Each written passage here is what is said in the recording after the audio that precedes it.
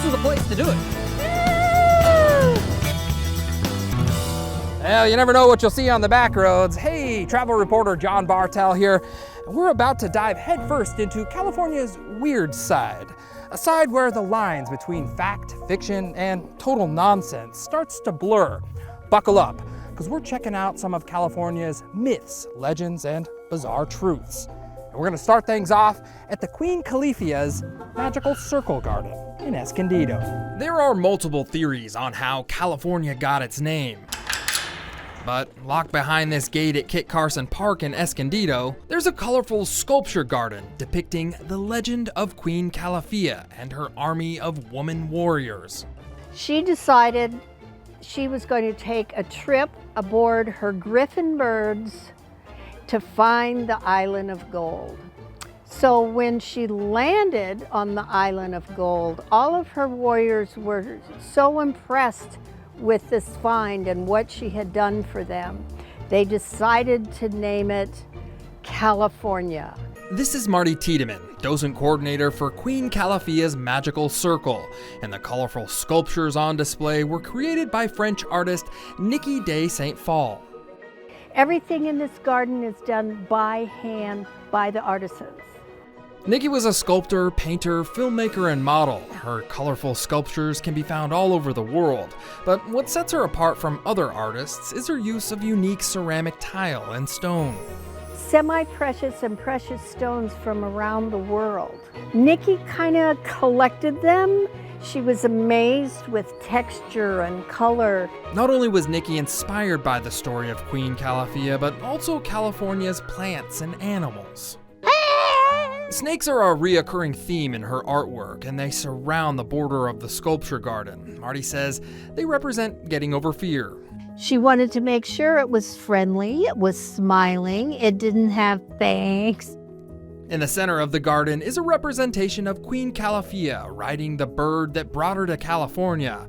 It's a sculpture that was built to look at and be touched. So everything had to be tumbled and polished and cut smooth and so on, because she wanted people to touch it and to interact with it. Each sculpture is loaded with detail and symbolism, but much like how Queen Calafia had to find California, visitors must find the sculpture garden themselves. Niki made the decision to put her artwork in a remote part of Kit Carson Park. And her gardens were a very special place for her. So she kind of wanted people to discover it. Yes. Queen Calafia was Niki de Saint-Phal's last art piece. She died from lung disease just a few months before the sculpture garden opened to the public in 2002. But her legacy lives on here in the park. Tucked away in the hills of Rocklin, California is a mysterious stone pyramid that looks more at home in Egypt than it does in the Sierra foothills. To uncover the bizarre story behind the Whitney family tomb, all you have to do is walk through a golf course. If you look up from the 11th hole at Rocklin's Whitney Oaks Golf Club, you'll see a seemingly out-of-place pyramid. There's no real signs or directions on how to get there other than a small plaque on the ground that says The Pyramid. The pyramid is 15 feet high and built out of granite blocks. The area is a little overgrown with a downed tree resting against the side, but other than the small plaque on the ground, there's little info on what the pyramid is doing here. The pyramid belongs to the Whitney family, Joel Parker Whitney's family. Their house was not far from this pyramid that they built, and it is a mausoleum where the family members were buried. Bonnie Rucola Newman is a docent at the Rocklin Historical Society, and she says Joel Parker Whitney was a wealthy landowner, farmer, and promoter of Rocklin. Then at one point went to Colorado and established himself there and made a lot of money from the silver mining. After striking it rich in Colorado in the mid-1800s, Mr. Whitney tried his luck in California, but instead of mining, he fell in love with Rocklin, where he bought 27,000 acres and spent his days growing several varieties of citrus and raising sheep until he died in 1913 at the age of 78 from complications of kidney disease. So historians believe that Whitney chose the shape of a pyramid because He was a believer in pyramidology, which is the belief that a pyramid has magical powers, including reincarnation. It's believed at least 17 of Mr. Whitney's descendants are entombed in the pyramid. Do you suppose there's ever been any tomb raiders that have gone in there? Oh, there have been. Really? Bonnie says in the 1970s, a few men broke into the tomb, which at the time did not have the massive metal door. Well, I can tell you, tomb raiders aren't gonna get in here. Now, surrounding the pyramid, you'll find this wall of granite boulders. Whitney used to call this the fort, but on the other side of the wall, you'll find a Native American grinding stones. And this is where the Nisenan people used to use the stone as sort of a mortar to grind up acorns. Bonnie says Mr. Whitney had a good relationship with the local Native Americans and even employed some of them. When the family ended up selling all the property, they kept 1 acre of land around the mausoleum that they still own to this day. In El Cajon, California, there's a group that believes aliens are coming, not to invade, but to enlighten.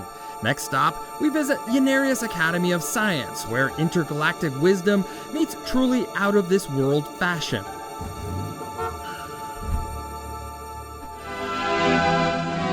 I am Archangel Uriel. If you're wondering what you just watched, you're not the first to ask. What was that, Doctor? These colorful and eccentric videotape recordings are called psychodramas, and they were produced by a group known as Unarius. It stands for Universal, Articulate, Interdimensional Understanding of Science.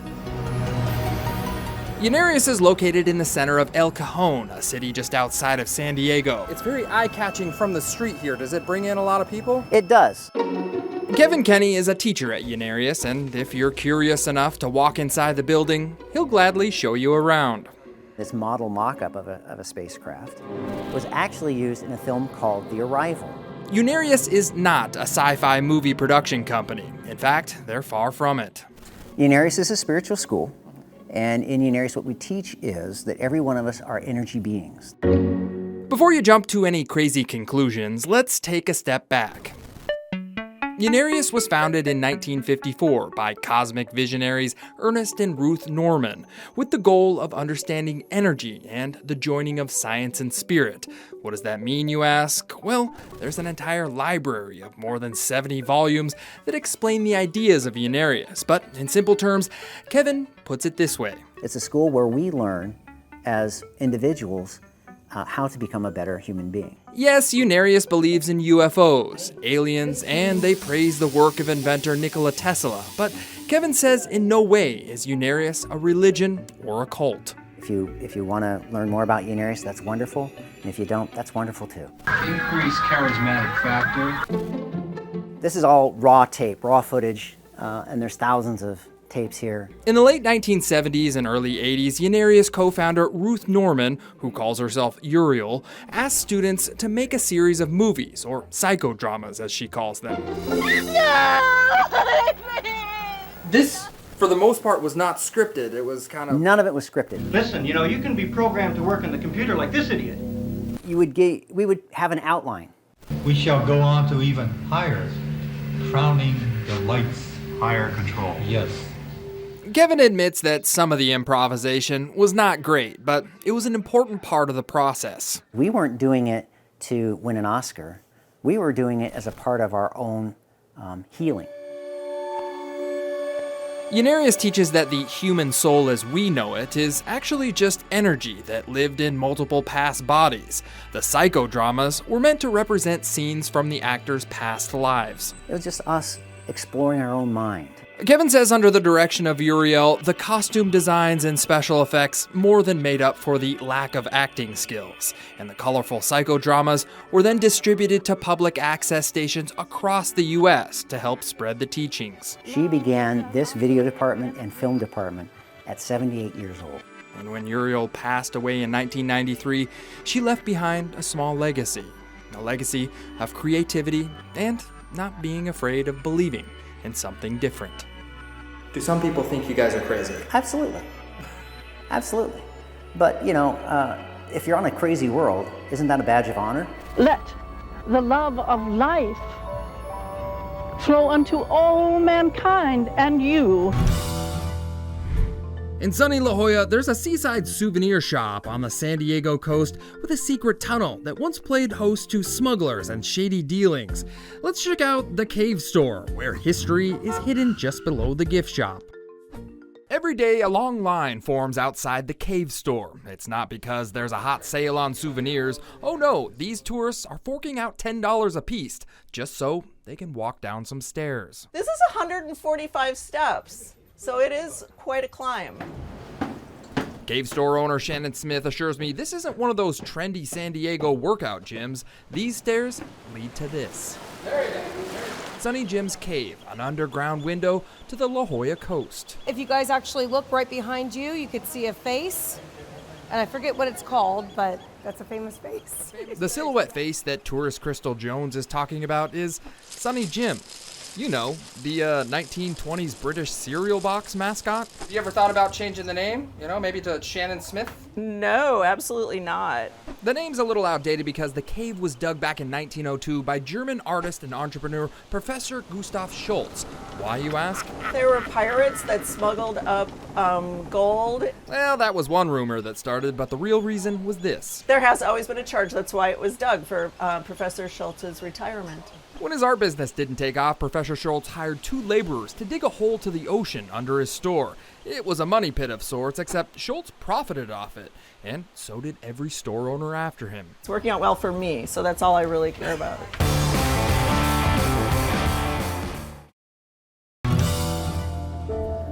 Deep within the redwoods of Santa Cruz, there's a place where Bigfoot is not only real, but he's a local celebrity.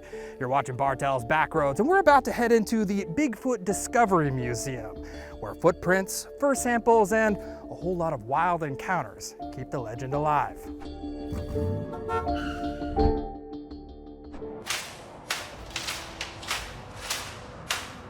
Deep within the forests of Santa Cruz County, there's an elusive creature that very few people have heard, let alone seen.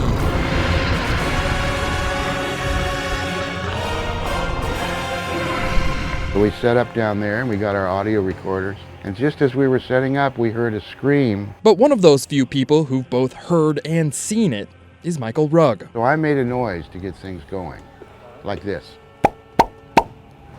That's my portable wood knock. We know they use knocks to communicate. For the better part of his adult life, Michael has been working to get a recording of the animal. And a few years ago, he got it. Right here. Here's the Bigfoot. You catch that? Uh-huh. Whoa! If you didn't catch it, here it is again. That is Bigfoot, according to Michael, and he's even captured video. There's a Bigfoot behind the tree. Since 1952, Michael's been collecting Bigfoot evidence and memorabilia from all over the world. And he displays it right here at the Bigfoot Discovery Museum in Felton, California. And there's a full track, another full track. This is another copy of the heel print. Formerly a graphic designer, Michael left Silicon Valley shortly after the dot-com bust in 2001 and moved into his father's workshop just off Highway 9. And decided, you know, I'm not going to be an art studio there. I'm going to be the Bigfoot guy. Michael became more than just a Bigfoot guy. He became a dedicated researcher and historian. It starts with the Yeti in the Himalayas with their footprints. In 1952, there was a big spread in Life magazine. Man must not see. I see through the Yeti. The Yeti, Bigfoot, Sasquatch, the elusive creature has many names, and over the years, believers have made pilgrimages to the Bigfoot Discovery Museum to swap stories and learn a thing or two. There's a big misconception that there's only one Bigfoot. Not everyone agrees with the idea of Bigfoot, and not everyone respects Michael's museum. In November of 2020, someone stole the wooden Bigfoot statue that stood outside the museum's entrance. So it got so much publicity that I guess the people who stole it decided they better get rid of it. The theft made headlines in several news outlets, and not long after the statue was stolen, the Scotts Valley police found the wooden Bigfoot abandoned alongside a country road. He got a little damage, though. Yeah, well, they bumped his head here. Michael says he really isn't trying to go out of his way to change the minds of skeptics. Most people who come into his museum are already believers and support Michael's research. In fact, at the height of the pandemic, Michael announced that he was closing for good due to lack of revenue, but Thanks to Bigfoot believers from around the world, they were able to raise enough money for him to reopen. Feels great. There's nothing better than have other people acknowledge what you're doing by giving up some of their hard cash. Below the towering redwoods of Mendocino County lived a mysterious hermit who called Hendy Woods State Park home. Though many people have heard the legend of the hermit, few people know why the elusive man decided to live his life off-grid. Camping and hiking is what brings many visitors to Hendy Woods State Park, but during the 1960s and 70s, a Russian World War II veteran set up a permanent home just outside the park's boundaries. I thought it was a rumor until I actually visited the woods and someone said, "Oh look, that's the hermit." Many visitors knew him as the Hendy Woods Hermit, but park interpreter Steve Yahelka says his real name was Petro Zelenko. Supposedly living off the land, but he had some help from campers. As legend goes, Petro came to California on a fishing boat and got a job working in a lumber mill in the Anderson Valley. But when asked to see his immigration paperwork, Petro disappeared into the forest.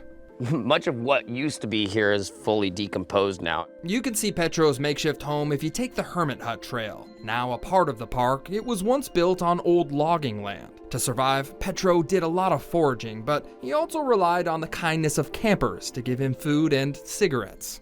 I just found some old evidence. Still around.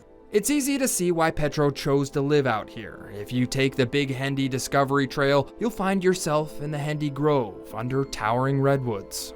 Many of these trees were reaching ages of about 900 years. Like Petro, Steve also has a special connection with the trees, especially this one. This is a tree that I called Eileen. Looks like it should be called I Fell. Yeah, it should be.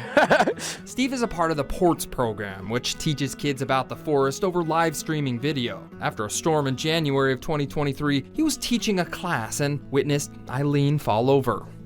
I think it's very appropriate that I was here for the falling of Eileen. It wasn't an emotional experience. The Hendy Woods have a humbling effect on visitors and park staff for that matter. The life and death cycle of the ancient redwoods remind many of man's primal connection to nature. If you go in here, it's spacious. Petrov loved the forest and never caused any trouble. Over time, many became fond of him. And when he died in 1981, park staff actually spread his ashes in the area, so he too could be part of the forest life cycle. Just like Eileen. You develop a relationship with each and every one of them, but the relationship with Eileen was pretty unique. Forget frisbees. In Red Bluff, California, folks hurl dried cow pies for bragging rights and a whole lot of laughs. This odd competition was part of California history, so prepare to get your hands dirty at the Adobe Days cow pie throwing contest. Before we get to the poop flinging, I need to tell you about the park. This is the homestead of William B. Ide, pioneer, teacher, and, according to park interpreter Jennifer Pooley, a pretty important guy to California history. Some people refer to him as the president of California. Back in 1846, William Ide was the leader of the Bear Flag Revolt, a 25-day war that eventually sparked the Mexican-American War. Men in his group were bear hunters, so that's how we got the grizzly bear on our flag. As you know, the U.S. won the war, and when California became a state, William Ide settled down here in Red Bluff, where he built this adobe house, and for reasons that will be explained, started burning cow poop. This is fuel. In fact, it was an incredibly abundant resource for home stoves. It was a different time in the 1800s. Interpreter Dale Pooley says, when wood was scarce, homesteaders like William Ide would burn dried up cow or buffalo poop for heat. And it was the job of young children to collect it. Kids will be kids. They're going to throw it at each other, and before you know it, it became a contest of sorts. And so the poop throwing tradition carried on to this day. Well, with one exception. I noticed we're not using the real thing today. These are a replica. Alright, I'm not going to explain the rules to this historic game. You're throwing fake cow pies, for goodness sake. If you're not into that, the park has a slew of other activities. Check out the blacksmith display with real iron workers. There's also candle making, and don't forget the puppet show. We're celebrating that. We're celebrating the reopening of the Adobe, and just early California pioneer living. Because of William-eyed, Californians have a lot to be thankful for. So next time you look up at the state flag, just remember, William fought for this land, and he fought for the poop that sits on it. Are you gonna wash your hands after all of this, or? Nah, I'm just kidding, I probably will.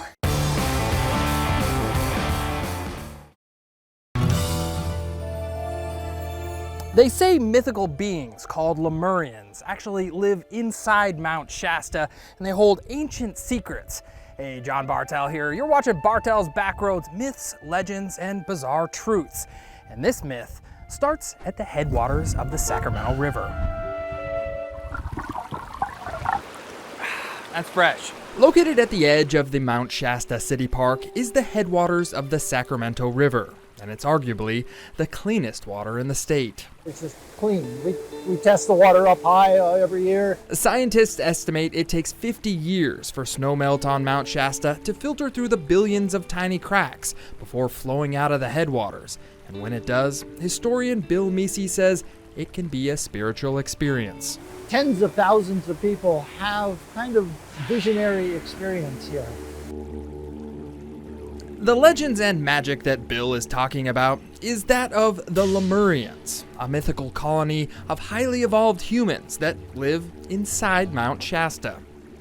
They were tall and thin and regal, like 7 feet tall. Legend has it that Lemurians were in a dispute with the people from the lost city of Atlantis, so they built a safe city inside Mount Shasta. That city is known as Telos. Modern-day believers say that Lemurians can be contacted through a variety of spiritual practices. Something special, which we call the Shasta Vortex. Alright, so if the Lemurians are a little too unbelievable for you, the Shasta Vortex may be a little more acceptable. So around us, this is a gravity anomaly, a magnetic anomaly. Without going into too much detail, Bill explains that some people believe that the granite rocks that make up Mount Shasta affect the Earth's gravity, and some people feel lighter around here. Hidden in the mountains above Truckee is a small pond used by Chinese railroad workers, not for fishing, but to keep catfish alive for dinner. Let's dive into this little-known history of the hidden fishing hole. Catfish are not typically found in the high Sierra, and especially not in elevations above 7,000 feet like the ones in this small pond near Donner Summit. Locals call it the Chinese Catfish Pond, and it's located just up the hill from Donner Ski Ranch next to Lake Angelo. The trail is short, just over a half mile, but it's rocky and steep. If you need a little break, stop off at the tree swing. Whee! The location of the catfish pond is not a secret, but how the catfish got to the pond is. So there's a little mystery around this pond, and how do these catfish get there? How did the number one is probably the Chinese. Historian Greg Zerbel says there's two theories behind the catfish pond. The first one involves Chinese laborers who built the Transcontinental Railroad back in the 1860s and 70s. Where the Chinese spent like 16 months digging the longest and highest tunnel on the Transcontinental Railroad. And we have record that, right, fish were being planted all over the place here. From here, you get a pretty good idea what some of those Chinese laborers were working on. Over here is China Wall. It's a 75-foot tall retaining wall, and it took 12,000 Chinese laborers to build. Greg says the Chinese might have planted the fish in the pond for either food or entertainment, but there is another theory. Right outside the western portal of the longest tunnel on the Transcontinental Railroad had the Summit Hotel there. And we have articles that mention that this hotel proprietor was up here planting the fish. Just for recreation? I think for food for the restaurant. Regardless of who put the catfish in the alpine pond, it's pretty amazing that these little guys can survive the freezing temperatures during the winter. They must have some pretty good blood running through their systems if they can stay defrosted like that. Well, thanks for watching Bartell's Backroads, Myths, Legends, and Bizarre Truths. I hope it's inspired you to take a little road trip of your own. I'm John Bartell. Hope to see you on the Backroads.